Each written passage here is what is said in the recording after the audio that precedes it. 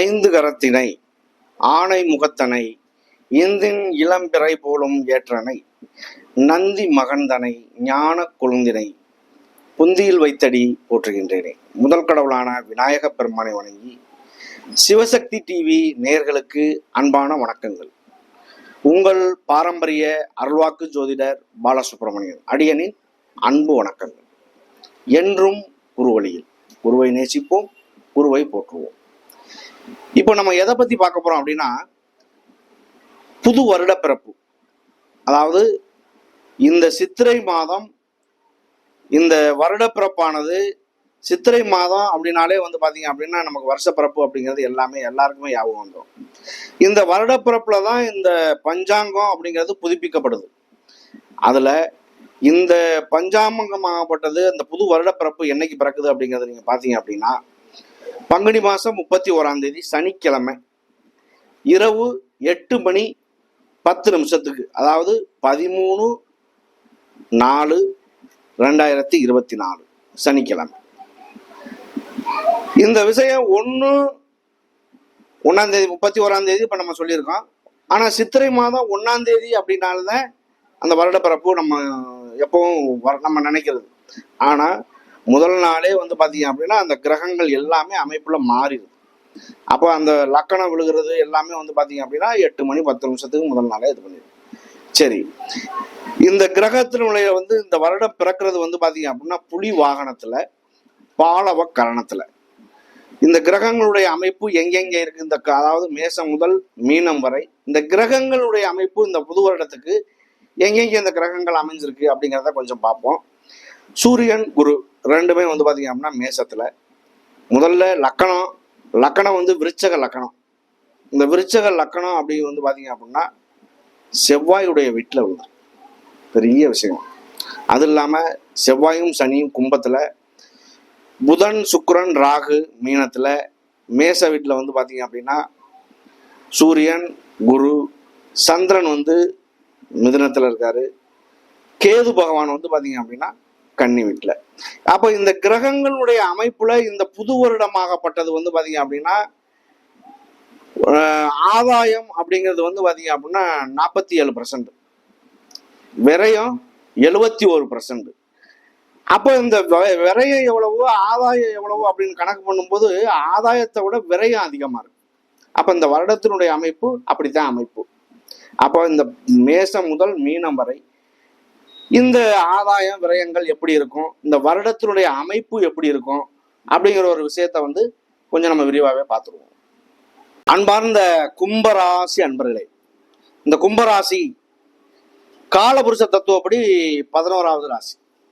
அதனுடைய ராசிநாதனும் சனி பகவானே. மகர ராசிக்கும் சனி பகவான் தான், கும்பராசிக்கும் சனி பகவான் தான். இந்த கும்பராசியை பத்தி இப்ப சொல்லணும் அப்படின்னா, ஜென்மச்சனி அப்படின்னா சனியினுடைய தாக்கம் 100% இருக்கும். அவங்களுடைய நிலையாகப்பட்டது கொஞ்சம் கவனம் கண்டிப்பாக தேவை. இந்த கும்பராசிக்கு 2ஆம் இடம் ஓரளவுக்கு இந்த வருஷம் பிறக்கையில நல்ல நிலையில அடையுது. 2ல பாத்தீங்க அப்படின்னா சுக்கிரன் உச்சமடைகிறாரு. அவர் ராகுவோட சேர்ந்து உச்சமடைகிறதுனால ஓரளவு ஒரு அதிர்ஷ்ட நேரங்கள் வர வாய்ப்பு உண்டு குறிப்பிட்ட நாளைக்கு. அதுக்கப்புறம் உங்களுடைய 11க்கும் 2க்கும் உள்ள அதிபதி தான் குரு பகவான். அவர் 3ஆம் இடத்துல 4ஆம் இடத்துக்கு பயிற்சியாகி உங்களுடைய 8ஆம் இடம் 10ஆம் இடம் உங்களுடைய 12ஆம் இடம் பார்வையிடுறாரு. இந்த குருவாகப்பட்டவருடைய பார்வை உங்களுக்கு இல்லை அப்படின்னாலும் உங்களுடைய 8ஆம் இடத்தை பார்க்குறாரு, உங்களுடைய 10ஆம் இடமான தொழில் ஸ்தானத்தை பார்க்குறாரு, உங்களுடைய 12ஆம் இடத்தை பார்க்குறாரு. உங்களுடைய 7ஆம் வீட்டு அதிபதி பாத்தீங்க அப்படின்னா சூரியன் உங்களுக்காக சித்திரை மாதம் அப்படின்னாலே மேசராசிக்கு வந்துடுவார். மேசராசியில உச்சம் பெறக்கூடிய ஒரு இடம். ஜென்மச்சனி நடக்கும் பொழுது வீடு வாச கட்டுறதா இருக்கட்டும், வண்டி வாகனங்கள் வாங்குறதா இருக்கட்டும், ஒரு இடம் வாங்குறதா இருக்கட்டும், பிளாட் வாங்குறதா இருக்கட்டும், ஏதோ ஒரு வகையில சுப செலவுகளா பண்றதுங்கிறது உங்களுக்கு ரொம்ப ரொம்ப ஒரு நல்ல விஷயம். கல்யாணம் பண்றது, காது குத்து வைக்கிறது, வெளியூர் வெளிப்பயணங்கள் போறது. ஜென்மச்சனி நடக்கும்போது உள்ளூர்ல இருக்கிறத விட வெளியூர் போயிட்டீங்க அப்படின்னா உங்களுக்கு எந்த விதமான குறைபாடே இல்லை. பாதிப்பு வராது, உயிர் போக்கு பாதிப்பு வராது, பணத்துக்கு விரைய வராது, இதெல்லாம் நடக்கும். உள்ளூர்ல இருந்தோம் அப்படின்னா கண்டிப்பா நஷ்டத்தை சந்திக்க வேண்டிய சூழ்நிலை வரும். கணவன் மனைவிகளை சிறு சிறு சண்டை சச்சரவுகள் உருவாகும். அப்ப இந்த மாதிரி ஒரு சூழ்நிலைகள்லாம் நல்லதா மாறணும் அப்படின்னா ஒரு சுப கிரகத்தினுடைய பார்வை வரணும். இல்லை அப்படின்னா தசாபுத்தி காலங்கள் நல்லதா வரணும்.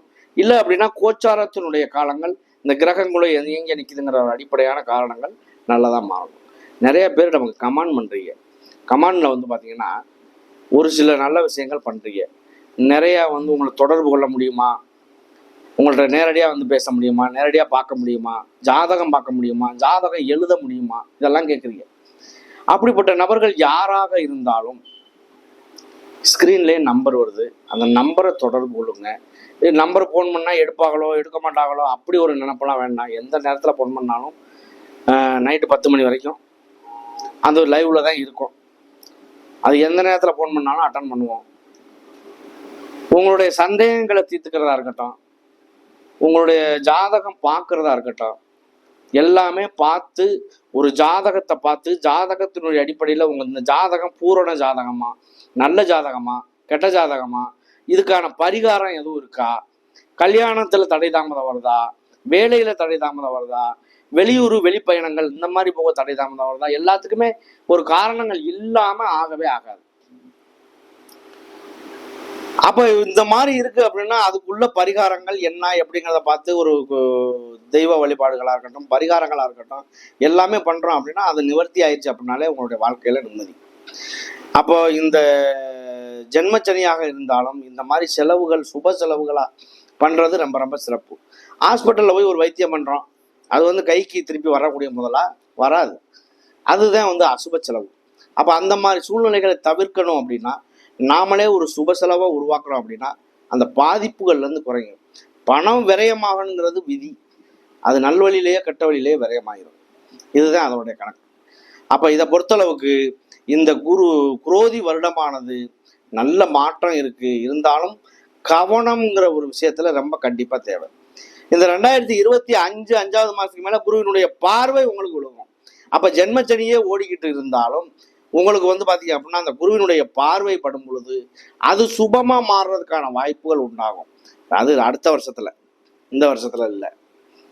அதனால வந்து பாத்தீங்க அப்படின்னா இந்த கும்பராசியை பொறுத்தளவுக்கு ஜென்மச்சனி நடக்கிறதுனால கண்டிப்பாக ஒரு சில கவனமான சூழ்நிலைகள்ல பண்றது மட்டும்தான் உங்களுக்கு ஒரு நல்ல ஒரு விடிவு காலம். இந்த நல்ல ஒரு விடிவு காலமாகப்பட்டது உங்களுக்காக 2ஆம் வீட்லையும் உச்சம் பெற்ற கிரகம் இருக்கு குரு சுக்கிரன், 3ஆம் வீட்லையும் சூரியன் உச்சம் பெற்ற கிரகம் இருக்கு. 3ஆம் வீடுங்கிறது சகோதர உறவுகளில் இருந்து வந்த விரிசல்கள், சகோதரனுக்கு பதவி உயர்வு, சகோதரனுக்கு நல்லது நடக்கிறது, இந்த மாதிரி விஷயங்கள் நல்லது நடக்கும். 8ங்கிறது வந்து பார்த்தீங்க அப்படின்னா கோர்ட்டு கேஸு வம்பு வழக்கு அந்த மாதிரி இடங்கள்ல இருக்கிறதில் ஓரளவுக்கு சுமூகமாக மாற்றுறதுக்கான ஒரு வாய்ப்புகள் உண்டாகும். கோர்ட்டு கேஸு வம்பு வழக்குகள் உங்களுக்கு சாதகமாக ஓரளவுக்கு மாறுறதுக்கான வாய்ப்புகள் உண்டாகும். 10ஆம் இடத்தை பார்ப்பதனால் தொழில் சார்ந்த விஷயங்கள்ல கண்டிப்பாக முன்னேற்றம் இருக்கும். இந்த உங்களுக்கு வந்து பார்த்தீங்க அப்படின்னா தொழில் சார்ந்த விஷயங்கள்ல ஓரளவு நல்ல முன்னேற்றம் இருக்கணும். அப்போ அந்த நல்ல முன்னேற்றம் அப்படின்னா வியாபாரமே இல்லை, தொழிலே ஓடலை, ஒரு நல்ல நிலையில இல்லைன்னா பாதிக்கு பாதினாலும் ஒரு முன்னேற்றத்தை கொடுக்கக்கூடிய ஒரு நிலையை உருவாக்கும் குருவினுடைய பார்வை. ஏன்னா அவர் சுபருங்கிறதுனால அவர் வந்து கெட்ட இடத்தை பார்த்தா அந்த கெட்ட இடமா இருந்தாலும் வளருந்தேன், ஆனா அந்த நல்லதுக்கு உண்டான வேலையும் கொஞ்ச நாளும் அவர் செய்வார். உங்களுடைய 12ஆம் இடம் வெளியூர் வெளிப்பயணங்கள் தாராளமா போகலாம். ஒரு மனிதனுக்கு வந்து 12 அப்படிங்கிறது வந்து பாத்தீங்க அப்படின்னா வெளியூர் வெளிப்பயணங்கள், படுக்கை அறை சுகங்கள், இந்த மாதிரிலாம் இருக்கும். ஒரு மனிதனுக்கு ஒரு ஜாதகத்துல நல்ல நிலையில சுக்கிரன் அமைய பெற்றால் அவருடைய வாழ்க்கையில சுகபோகமான வாழ்க்கை அமையும். இப்போ செவ்வாய் உச்சம் பெறுது நல்ல நிலையில அப்படின்னா அவருக்கு ஒரு சொத்து சுகங்கள் எல்லாம் வாங்குவாங்க, கொடுப்பாங்க. அந்த இடமாகப்பட்டது அப்படிங்கிறது ஒரு பிளாட் வாங்கினோம்னா அது செவ்வாயுடைய காரகம். பிளாட்ல ஒரு வீடு கட்டுறோம் அப்படின்னா அது சுக்கிரனுடைய காரகம். அப்புறம் எல்லாமே நமக்கு சாதகமா இருந்தால் அவரவருடைய உழைப்புல அவரவர் ராஜா தான், எந்த விதமான குறைபாடு இல்லை. சரி, இந்த வருஷத்துக்கு இந்த குருவினுடைய பார்வையாகப்பட்டதை பார்த்தோம். இதுல வந்து 3 நட்சத்திரங்கள், இந்த 3 நட்சத்திரமே வந்து பாத்தீங்க அப்படின்னா அவிட்ட நட்சத்திரம், சதய நட்சத்திரம், பூரட்டாதி நட்சத்திரம். இந்த அவிட்ட நட்சத்திரம் என்பது செவ்வாயுடைய நட்சத்திரம். இந்த செவ்வாய் பகவான் உங்களுடைய ராசியிலேயே அவர் நிற்கிறார். செவ்வாய் அப்படின்னா பலமான கிரகம். அவருக்கு வந்து ஒரு சில இடங்கள்ல இருந்தா தோஷம்னு சொல்றோம். 2, 4, 7, 8, 12 இருந்தால் அது செவ்வாய் தோஷம். அது நம்ம சொல்றோம். செவ்வாய் தோஷத்தை ஒரு கணக்குல எடுத்துக்க வேண்டிய அவசியம் இல்லை. இருந்தாலும் அந்த ஒரு தோஷம் இருக்கு அப்படிங்கிற ஒரு நிலைக்கு கொண்டு வந்துட்டாங்க. அப்ப அதை பொறுத்தளவுக்கு தோஷமே இருந்தாலும் அதை எப்படி எப்படி சால்வ் பண்ணணுமோ அதை சால்வ் பண்ணி முருகனுடைய வழிபாடு அந்த மாதிரி நிறைய விஷயங்கள் இருக்கு. அதை அவரவருடைய விதி ஜாதகத்துல எப்படி இருக்கோ அதை பார்த்து கேட்கும்போது அதுக்கான பரிகாரத்தை சொல்லிடுவோம். அப்ப அந்த பரிகாரமாகப்பட்டது வந்து பாத்தீங்க அப்படின்னா உங்களுக்கு ஓரளவுக்கு மாற்றத்தை தரும். அப்ப இந்த அவிட்ட நட்சத்திரம் அப்படிங்கிறது செவ்வாயுடைய நட்சத்திரமா இருந்தாலும் அதிகமான ஒரு கோப குணங்களை கொண்டவர்களா இருப்பாங்க. அந்த கோபம் என்பது ஒரு சில நேரத்துல குணமாகவும் இருக்கும். அந்த கோபம் இடத்துல இருக்கிற இடத்துல தான் குணம் இருக்கும் அப்படின்னு சொல்லுவாங்க. அப்ப அவங்கள பொறுத்தளவுக்கு இந்த குணத்தையும் நல்லதா சந்திக்கக்கூடியவர்கள் அவிட்ட நட்சத்திரக்காரர்கள் தான். அடுத்து வந்து சதய நட்சத்திரம். சதயம்ங்கிறது ராகுடைய நட்சத்திரம். இந்த ராகு பகவான் வந்து பாத்தீங்க அப்படின்னா உங்களை நோக்கி வந்துகிட்டு இருக்காரு. மீன ராசியிலிருந்து இருக்காரு 2ஆம் இடத்துல. அவருடைய இந்த சதய நட்சத்திரமாகப்பட்டது 2ஆம் இடத்துல இருக்கையில 2ல ராகு இருந்தாலும் அது தோஷம்தான். அப்ப 8ல கேது வந்துடும், அது களத்திர தோஷம் அந்த மாதிரியும் குறிக்கும். 8ல கேது வர்றது தோஷத்தை குறிக்கும். 2ங்கிறது குடும்பஸ்தானத்தை பாதிக்கும் அப்படிங்கிறதெல்லாம் நம்ம சொல்லுவோம். அப்ப இதை பொறுத்தளவுக்கு சதய நட்சத்திரக்காரர்கள் எப்பவுமே வந்து பாத்தீங்க அப்படின்னா ஒரு தொழில்ல ஒரு தொழில் பண்றதையில இன்னொரு தொழிலை சேர்த்து பண்ணணுங்கிற ஒரு எண்ணத்தை கொடுக்கக்கூடியவர் ராகு பகவான். ஒரு தொழிலையா இருந்தாலும் அதை பிரம்மாண்டம் பண்ணக்கூடிய ஒரு நபர் ராகு பகவான். அவர் கொடுக்க நினைப்பதை யாராலும் தடுக்கவே முடியாது. அந்த அளவுக்கு பிரம்மாண்டமா அள்ளி கொடுத்துட்டு போயிடுவார். ஆனால் அதே விஷயத்துல உச்சைக்கு கொண்டு போய் திடீர்னு கீழே இறக்கி விட்டுருவார். அப்ப அந்த நிலையை வந்து நம்ம நிதானம் கண்டிப்பாக தேவைப்படும். கோடிக்கணக்கில் கூட அள்ளி கொடுப்பாரு. அவரோட தகுதிக்கு தகுந்த மாதிரி கோடியை அப்படியே வந்து சரிச்சு விட்டு போயிடுவார். அதுதான் அவருடைய வேலையே. ஆனா கேது பகவான் கொஞ்சம் கொஞ்சமா கொடுப்பாரு, அதை நிரந்தரமா கொடுப்பாரு. அவர் 2 பேத்துக்கு உள்ள வித்தியாசம் அதுதான். அந்த ராகுடைய நட்சத்திரக்காரர்கள் வெளியூர் வெளிப்பயணங்கள் எங்க போனாலுமே அப்படியே அலைஞ்சு திரிஞ்சு ஏதோ ஒரு வகையில ஒரு வேலைக்கு 2 வேலையை பார்த்து சம்பாதிக்கிறதுல கண்ணு கருத்தமா இருக்கக்கூடிய நபர்கள் ராகுடைய நட்சத்திரக்காரர்கள். அப்ப இந்த ராகுடைய நட்சத்திரக்காரர்கள் வெளியூர் வெளிப்பயணங்கள் இந்த மாதிரி ஜென்மச்சனி நேரங்கள்ல போறீங்க அப்படின்னா அது உங்களுக்கு ஒரு பிளஸ் பாயிண்டா தான் அமையும். பயப்பட வேண்டிய அவசியம் இல்லை. அடுத்து வந்து பாத்தீங்க அப்படின்னா பூரட்டாதி நட்சத்திரம். பூரட்டாதி நட்சத்திரம் என்பது குருவுடைய நட்சத்திரம். இந்த குரு பகவான் எப்பவுமே ஒரு சாத்வீகமான ஒரு குணத்தை கொண்டவர். எந்த இடத்துல போனாலும் அதந்து பண்ற ஒரு வேலை கிடையாது. குணமா சாத்வீகமா அதை பதஷ்டப்படாம செஞ்சு முடிச்சிருவாங்க வேலையை. அப்ப அப்படிப்பட்ட குரு பகவானுடைய நட்சத்திரம் பூரட்டாதி நட்சத்திரம். ஒருத்தர் நமக்கு கமெண்ட் பண்ணியிருந்தாரு, அந்த விஷயத்த சொல்லணும் அப்படிங்கிறதுக்காக சொல்றேன். பூரட்டாதி நட்சத்திரம் வந்து ஒரு சாவக்கேடான நட்சத்திரம். எந்த காரணத்தை கொண்டு அந்த ராசியில நான் பிறந்ததுல இருந்து வாழ்நாள் ஃபுல்லா கஷ்டப்பட்டுக்கிட்டு இருக்கேன் அப்படின்னு சொல்லியிருந்தாரு. அவரு நம்ம இந்த வீடியோவை பார்த்தாலும் சரி, அவர் வந்து பாத்தீங்க அப்படின்னா பூரட்டாதி நட்சத்திரம் அப்படின்னாலே சாவக்கேட்டுக்கு உரிய நட்சத்திரம்னு முழுமையா சொல்லிடலாம் முடியாது. உங்களுடைய லக்கணம் எப்படி அமையுது, உங்களுடைய ராசி எப்படி அமையுது, உங்களுடைய ராசிக்கு 1, 5, 9ல சுபரா எந்த கிரகங்கள் அமையுது, இதெல்லாம் பார்த்துத்தான் ஒரு நல்ல நிலையை சொல்ல முடியும்.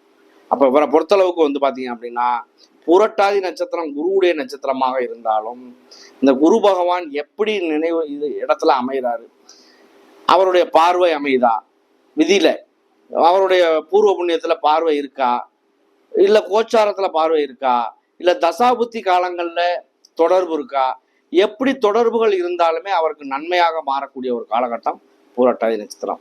மொத்தத்திலேயே இந்த குரோதி வருடத்துக்கு இந்த பூரட்டாதி நட்சத்திரமா இருக்கட்டும், சதய நட்சத்திரமா இருக்கட்டும், அவிட்ட நட்சத்திரமா இருக்கட்டும், 3மே ஓரளவுக்கு நல்ல ஒரு வாய்ப்புகள் இருக்கு. பயன்படுத்துங்க.